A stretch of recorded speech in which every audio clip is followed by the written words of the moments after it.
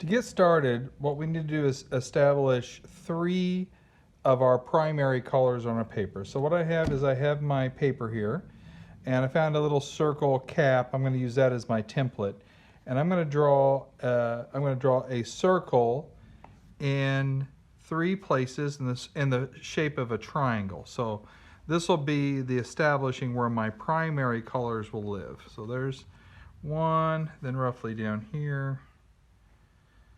Okay, we'll circle that one. And across over here.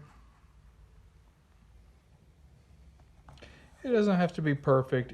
We need to just establish that these are our primaries. So I'm going to put red here. It's my choice. You can put it anywhere you like. I'm going to put blue here and yellow here. So what I've done is in my little tray, I've put a little dab of yellow, a little dab of red, and a little dab of blue. We never want to take our paint and mix it directly in our container. We always want to dab it out, either using a spoon or a plastic knife or such, and put it into a palette. This we don't want to contaminate. So this is our source paints. We want to leave those alone. We just use a little bit, and then we put these away for later use.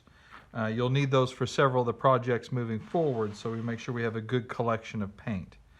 So I'm going to start off by using a little bit of water on each of my paints to kind of keep them wet, a little moist.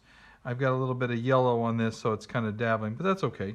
And I'm going to just go ahead and get a little bit of paint on my brush. Let's get in here and get this really good.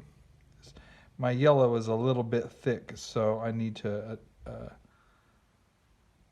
add a little more water to kind of break it down a bit. All right.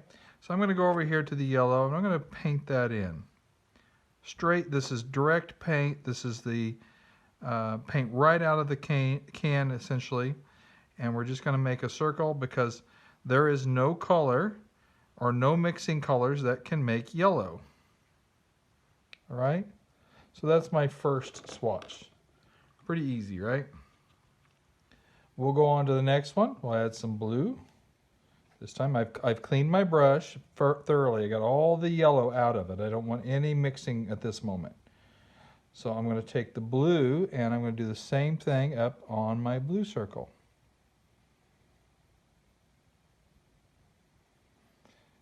And this is scene painting, so we're not looking for a perfect, solid, flat color. You can have brush strokes. That's okay. In fact, that's kind of more interesting to look at when you have brush strokes. So, and I'm not perfectly in my circle. I really don't care. I just want to say, okay, this is blue and this is my yellow. All right, so I'm going to clean out my brush. All right, this would be the moment when Bob Ross takes it and then beats his brush on the side of his easel. All right, so now I'm going to go, I've cleaned my brush thoroughly. I'm going to go over to the red now, pure red, right out of the tube, right out of the can. And I'm going to go ahead and fill in this. Now, I have added a little bit of water. I've watered it down a little bit. If you remember from our discussions while we're distributing paint, the red, or all the paints, are super saturated. What that means is that they have an abundance of pigment in them. So no matter how much I dilute them, they stay fairly strong in their brightness, how vivid they are. All right?